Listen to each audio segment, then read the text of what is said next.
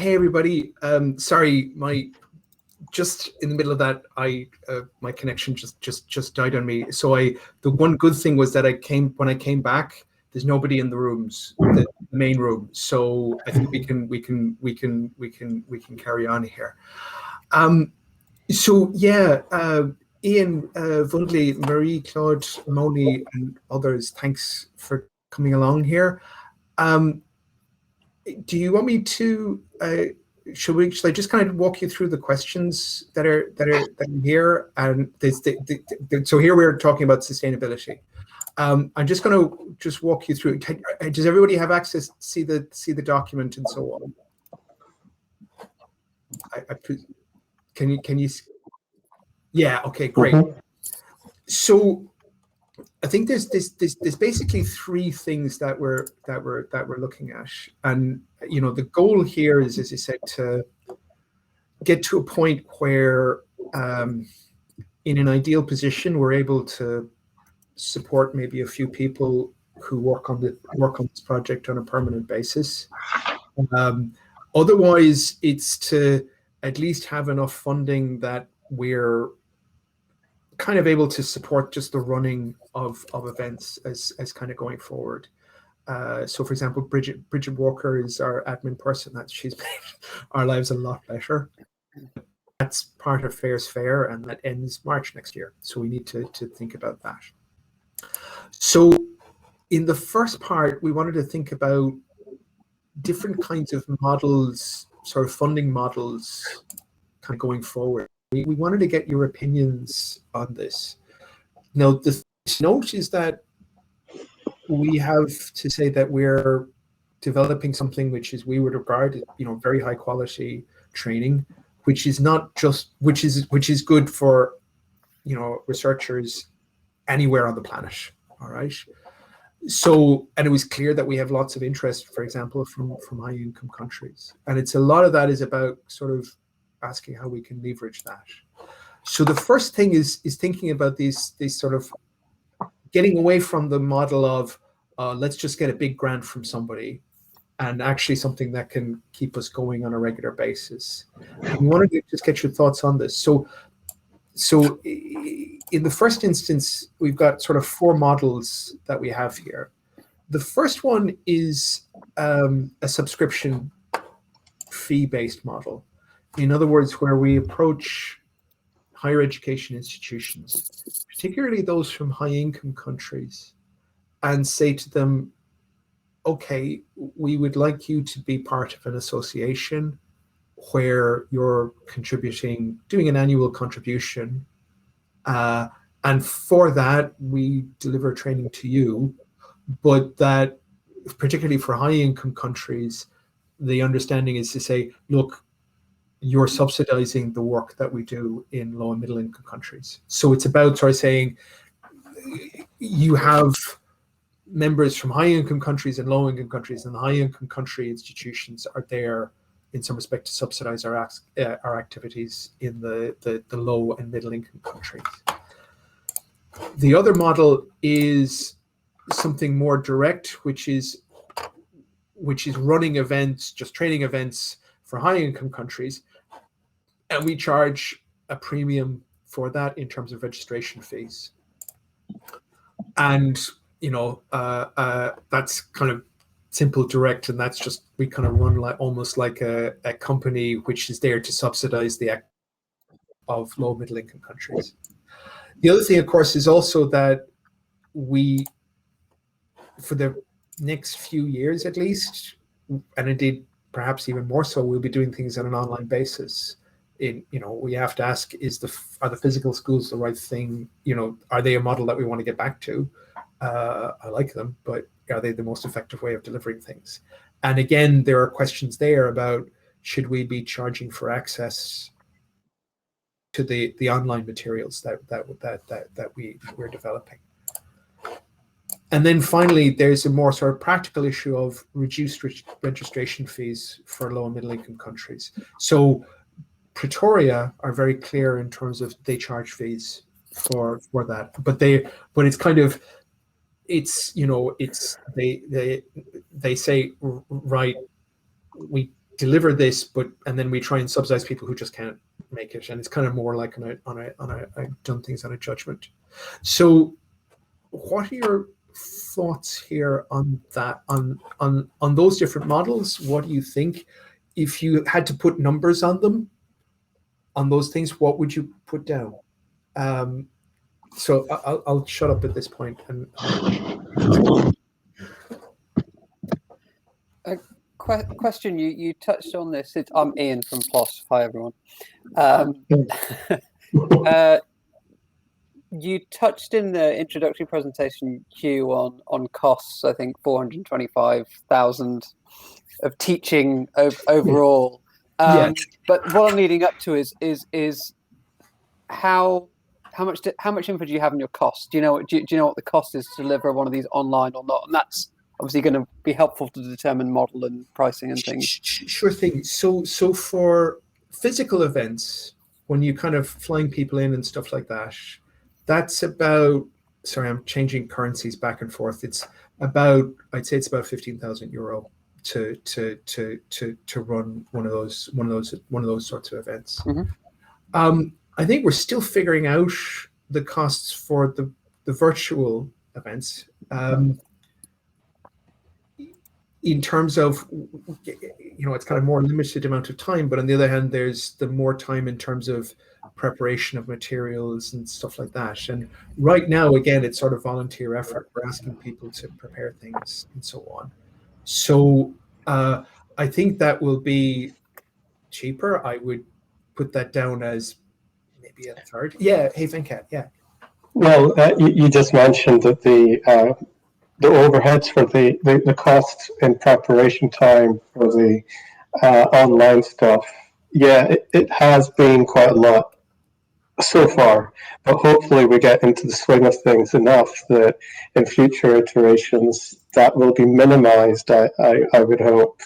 So going forward, that might not be so much of an issue with the amount of time that's required. Yeah. But yeah.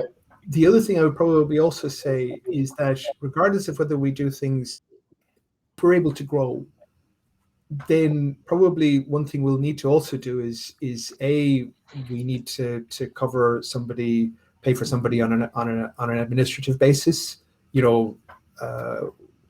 have one person, so you probably need one FTE just there to do that, and then we also probably need one or two people who are there to kind of go out there and arrange setup sessions and so on, because that, I think, is one of the things that strikes me, that I spend even more time now on calls with people saying, okay, what do we do? How do we, particularly with this instructor training, and also somebody there to overlook the curriculum. So the virtual event, going to virtual may mean that actually in an ideal world, I suspect we're going to be looking at paying for 2 to 3 people on an ongoing basis. That may well be the thing that's the dominant cost. Yeah, Venkat, sorry.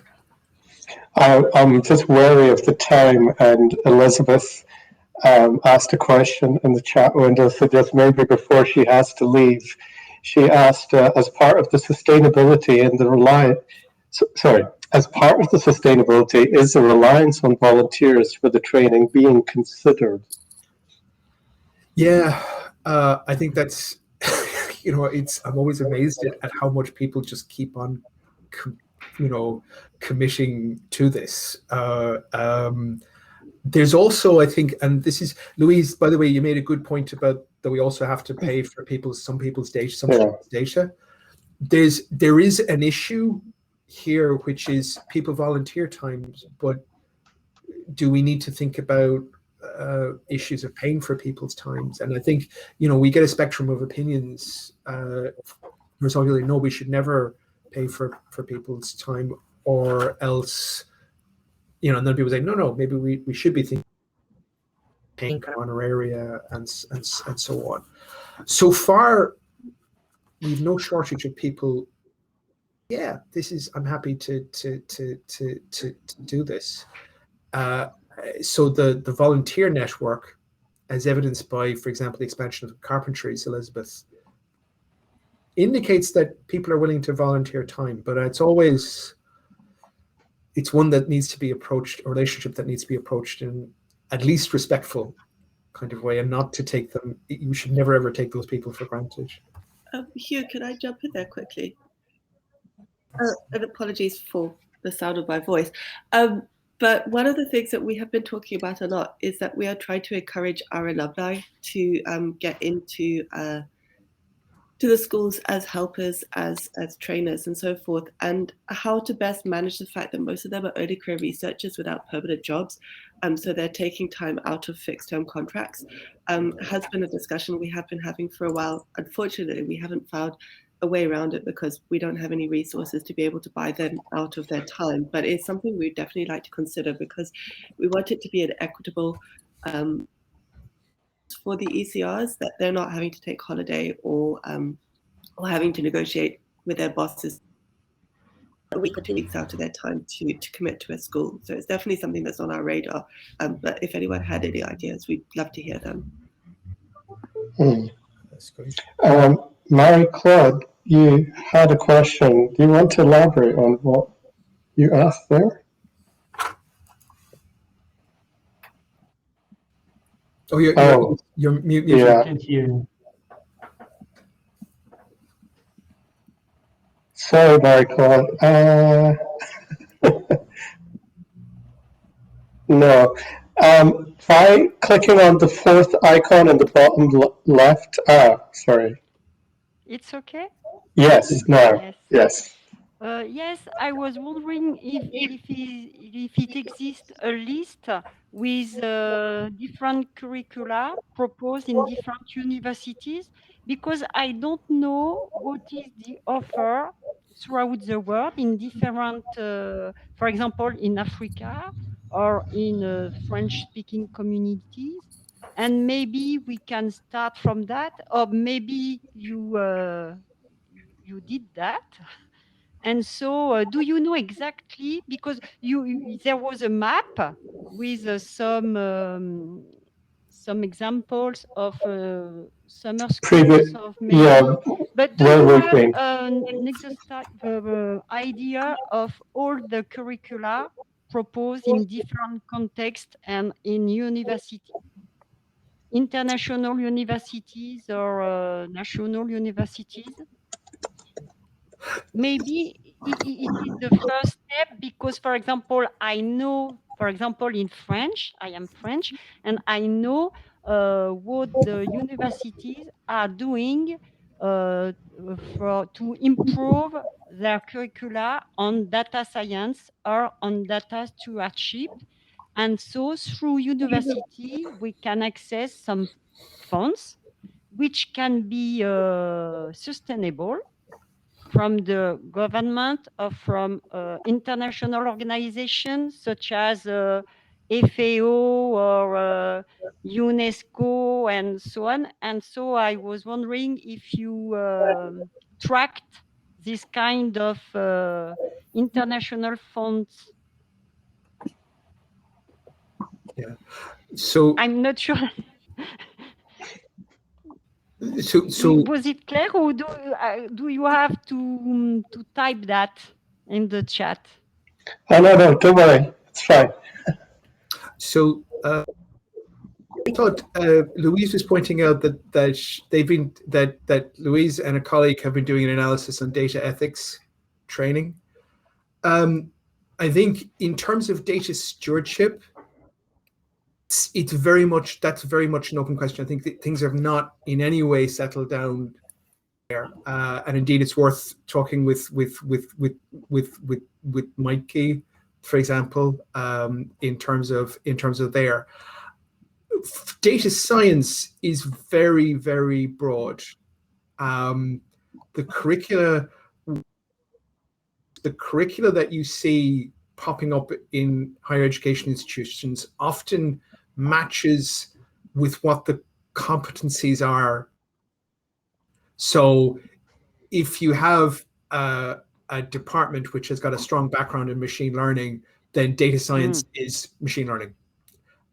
If you have a stats department, data science is just is stats for the 21st century, and so on. What we've done is we've said this is our curriculum, and we've had the RDA have a good look at it and say, yeah, these are the right things to teach. And I think there's a part of me, I mean, what you're talking about in terms of saying that, talking with say HEIs and saying, look, this is the curriculum. Do you want to be involved in that going forward? Something that's there. I would also say there's a case to sort of come together and say, the RDA, here's a curriculum for data stewardship, and put that in put that flag in the ground, and then let people kind of gather around that, and that's, I think, is worth thinking about. Vundli, I think, sorry, Yeah. The thing you were saying about using Udemy or Coursera and so on, that's a good point. Actually, I hadn't really sort of approached it, particularly because we're doing stuff. It's only been in the last year that we've moved to doing things online. Venkat, I think you've had some experience with doing things. The RDM course you did, you was on. Yeah.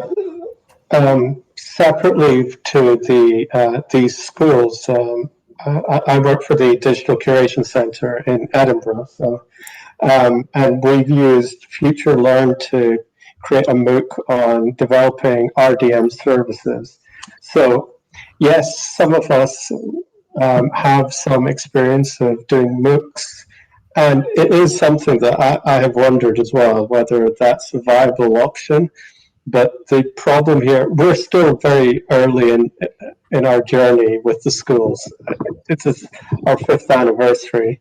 So doing in-person schools was how it started. But yes, we realized that, especially this conversation that we're having about sustainability, yes, we realize that we need to take into consideration other avenues. And of course, the last year with COVID, that's made things even more important. So yes, MOOCs and videos, these are possible choices that we can make. But the problem there is, generally speaking, the expense and the amount of effort that would be required in preparing these things. It's generally a lot more than doing in-person training, which doesn't require as much lead-in time.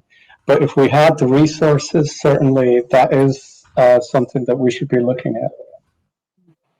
And also, just to point a comment from Lou, that she said, well, the only hesitation I'd have about Coursera is that we rely quite a lot on live help. Okay, so most of our sessions, they are practical sessions. So there's a lot of interaction with the students. And we also encourage the students to interact with each other. So that's something that we have to consider before moving to like a MOOC experience. Okay, so we have about another 7 more minutes. If it's okay, we'll just move on to the other items that are here, if that's okay. I'm just trying to jot down some notes here from what's being said, by the way, so please feel free to contradict that. In terms of, okay, still, I think we can kind of get in touch with charities and and look for grant support. Now, recently, I mean, to know, yes, we have knocked on all the relevant, lots of doors, but I think one avenue that's come clear is organizations like USAID and so on, who are they are kind of seem to be moving into supporting more of these types of events. But I think there's 2 things to note there, which is, number one, actually, the kinds of sums of money that they're throwing out for a call is at least an order of magnitude larger than what we need. So it's, they're not practical. They also tend to be very focused on, individual countries rather than doing things on a global basis. So the question there is in some respect, and they also take a huge amount of the much obviously bigger proposals that need to be written. So clear thing there is about partnering up with organizations, relevant organizations who kind of would work in that space, and having those conversations kind of in advance before calls start happening. In terms of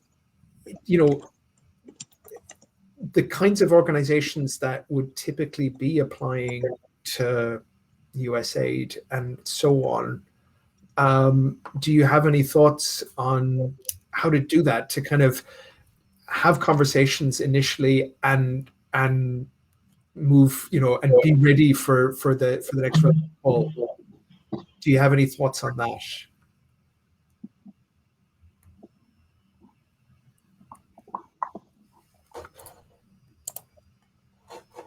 I'm guessing no. It was something that we kind of put down because we thought maybe might have an insight here. It's, as you can see, it's something that we're trying to think about, and that's something that's there in terms of our thinking. So if it's all right, I'd like to move on to just the last question, which is on the private sector. So again, we have some interaction with the private sector. So for example, the ICTP run events allocate a small number of slots for people from the private sector. So for example, and that happens through the WTO, I think is the, I can't, or is it the IT? I can't remember which is the organization there, but they do. So there are places that we allocate there, and we were just getting that started the last series of physical schools. Again, how can we leverage that? I mean, again, there's that model of saying, okay, should we allocate places in our schools for different companies, and again charge them more of a premium? Should we be organizing events sort of completely for them, for companies? Again, do you have any thoughts on that?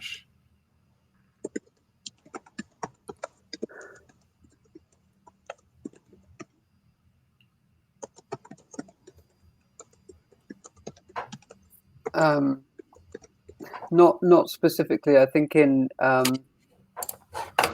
my somewhat limited experience, this kind of content has been some more engaged with academic institutions, which you no doubt know often have budgets set aside in different departments for training, and I'm sure that's something that you've thought about. But of course, the effort involved and the capacity involved in engaging with many different institutions to explore those opportunities can be hard to come by, which is one reason that I'm wondering if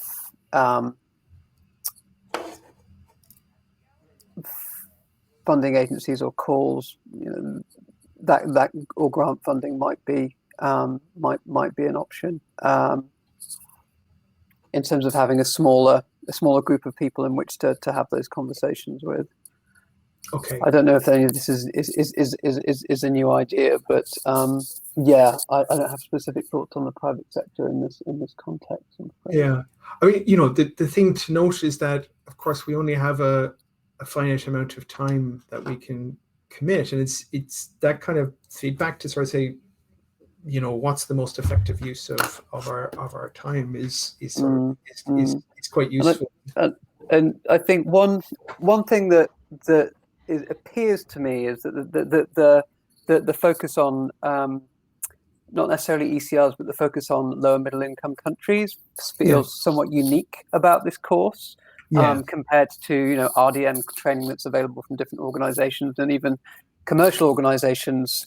Springer Nature, for example, teaches RDM within a whole bunch of other stuff. But the fact that you have this focus on LMICs, I think that will start different conversations with different organizations, and I think that might be something to focus on. Yeah, Venkesh. Yeah, I think we should return to the other room. The others are all there, so. And they're saying, quick question, Venkesh, can we save the chat here? Yeah, I believe the chat will be saved. So don't worry. Yeah, I think it is. Okay, great. I just start pushing things down. Yeah. All right, great. All right, so so you can just click on the link below the main video tile that says back to the IG. Yeah. Okay, cool. All right. See you back there.